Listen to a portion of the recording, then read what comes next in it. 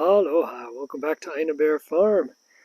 I wanted to show off this disaster area behind my house to just kind of talk through a project that we're currently working on. It's going to be a long-term project.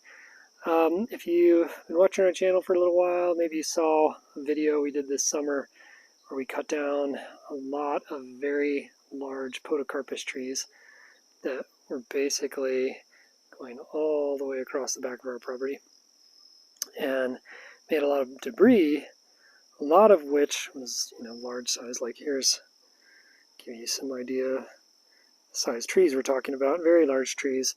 So those pieces we've hauled off, a lot of it into the food forest, made rings of trunks around our fruit trees out there to provide them with carbon, and then we're left with a lot of this smaller stuff which we've been little by little turning into biochar.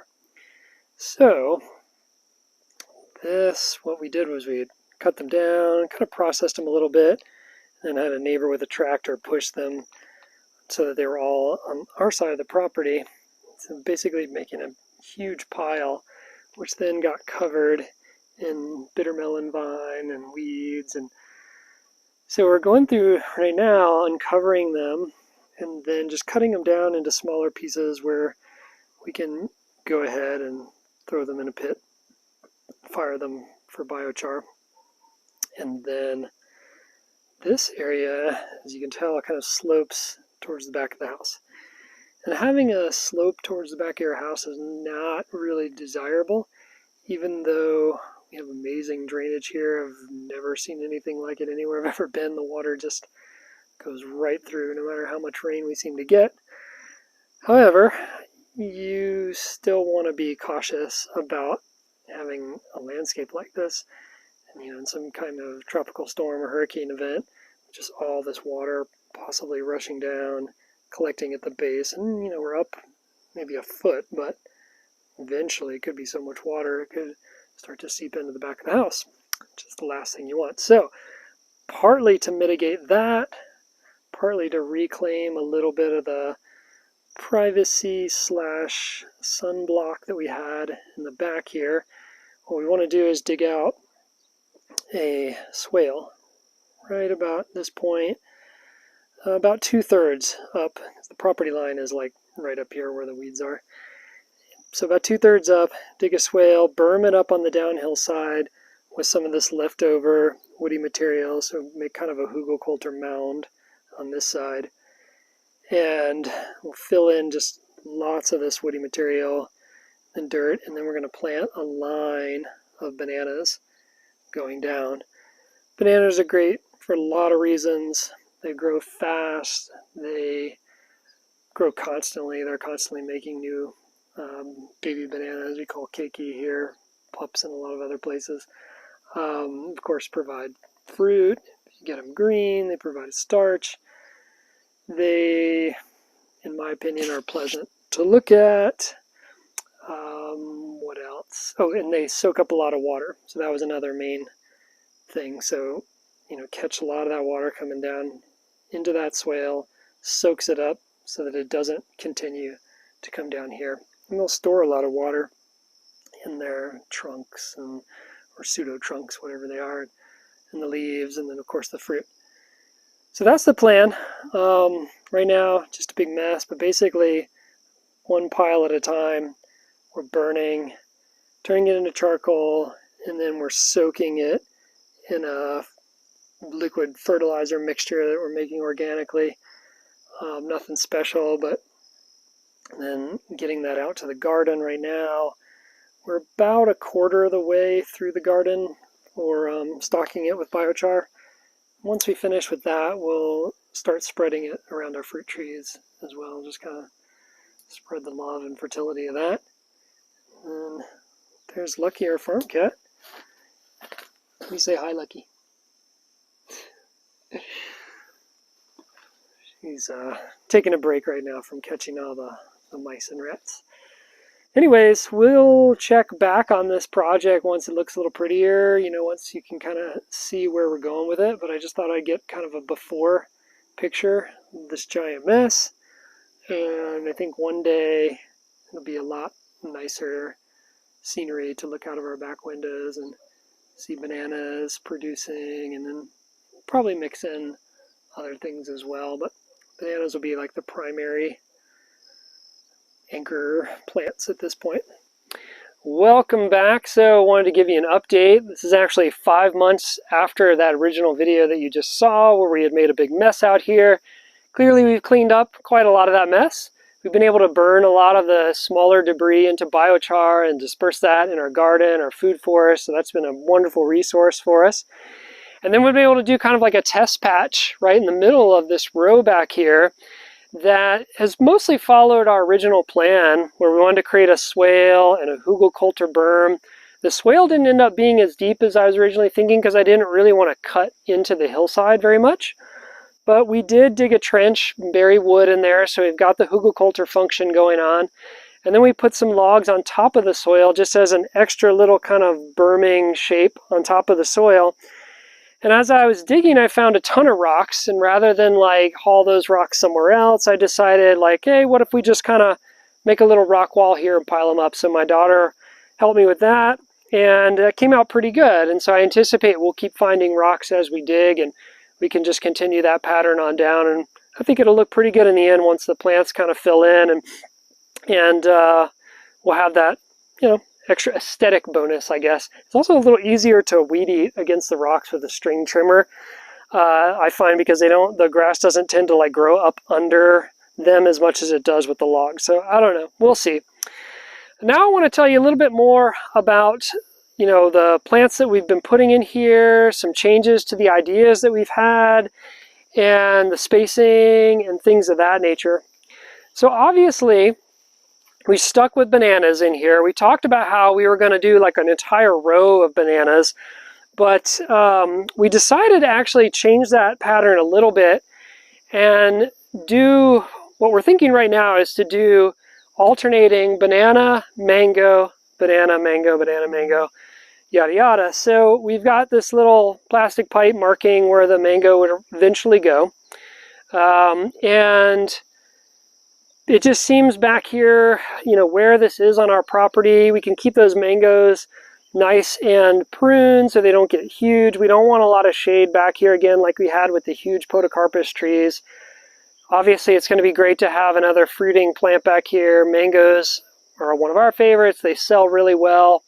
So we thought that that would be just a good all-around tree to plant en masse back here. So then I started thinking, okay, I've got this kind of straight row functionally. There's a fence right there, a house right there. I don't typically think in straight rows, as you might know from watching my food forest videos. I plant things a little bit more haphazardly, trying to recreate what feels like a little bit more of a natural forest with kind of meandering paths. I do follow contours, and I do follow somewhat strict spacing between my main trees, but other than that, I like to kind of hodgepodge and throw things out there and just sort of feel out where I think things work. But this really dictates, you know, that it needs to be a row. So I thought, well, that might be a great opportunity to try out some of the agroforestry techniques that I've seen on other YouTube channels, things like Agroforestry Academy in Brazil, things like What's Ripening down in Florida. Even Pete with Green Dreams has done his own like agroforestry experiment. I think they're all kind of tied in with each other, learning from each other. And I wanted to just experiment with some of the ideas that I picked up from there. So we've started off with kind of like a beginner planting out here. And so the idea is like some of this will stay and some of this will be succession planting. I did space the bananas and the mango in such a way that I anticipate the bananas being here for the long haul and actually getting fruit off of them. In some cases, you might let the mangoes just completely overtake and eventually you take the bananas out altogether. I don't know, I've got 10 feet of spacing between them, and with the size of the tree that I want to keep it at, I'm thinking that's going to be actually doable to keep these bananas here and keep them producing fruit for quite some time. But from a seedling tree, we're talking 5-6 years before this tree's even producing, and probably more than that before we're really even worried about it touching the bananas. At that point, those bananas may be kind of like run out anyways, and I've got to think of something else, so who knows. But for now, we're thinking those are more or less permanent. And we've got up in the front here some sweet potato just as ground cover. We supercharge these trenches so that these things will really run and spread. I've had some situations where my sweet potatoes haven't worked that great as a ground cover in that they haven't outcompeted a lot of other things going on. But I've found if I feed them really well, they really get going and they fill in a lot better. So we'll see how that goes. Between the mango and the pretend mango and the banana, we've planted a row of sesbania and jack bean.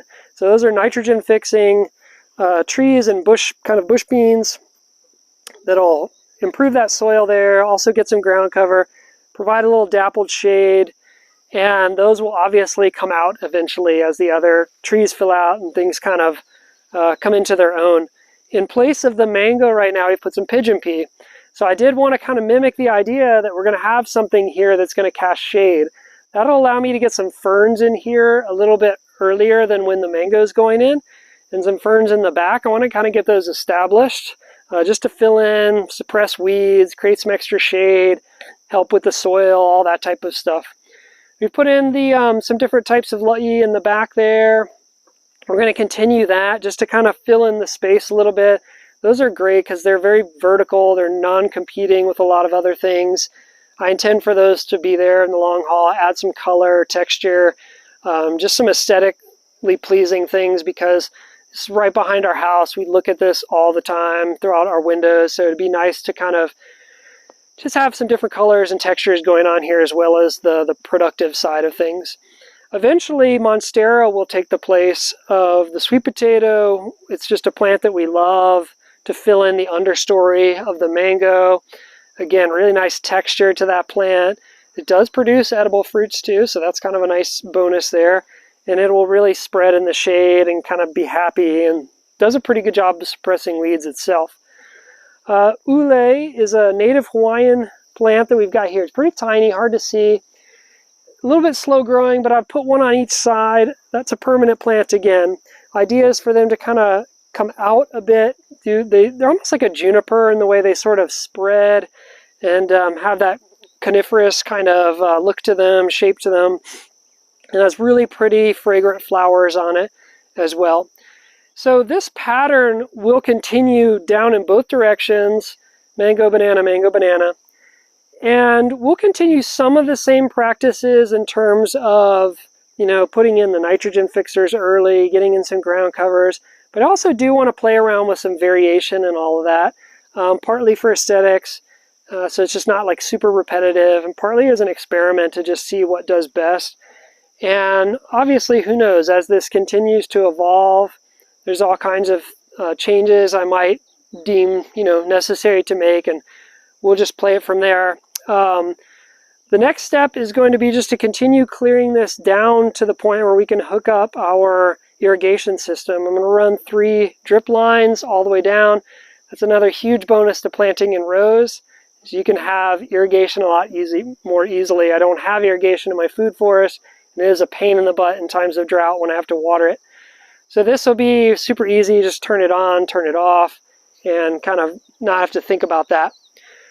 So that's the update for now. I appreciate you watching. What we're going to do is make a future video, and we'll kind of just probably title these something in the nature of agroforestry so you can follow along the progression of this area. I think it's going to be pretty cool to see, especially once the nitrogen fixers start coming up and the ground covers start to spread and we get a lot more greenery back here. So let me know in the comments section if you have any questions or recommendations for sure. You know, if anything, this is our first time trying this particular you know, method, and then I was also thinking maybe talking in the future just what's the difference between something like this, which is a little bit more in the vein of agroforestry, and something, and the way I approach doing the food forest using permaculture principles. There's a lot of similarities, a lot of overlap, but some key differences that I think are kind of interesting. So we may do a whole video on that as well. So let me know what you think. Give a thumbs up if you like the video, and then come back and check us out for some future updates. And we'll see you back here at Bear Farm real soon. Aloha!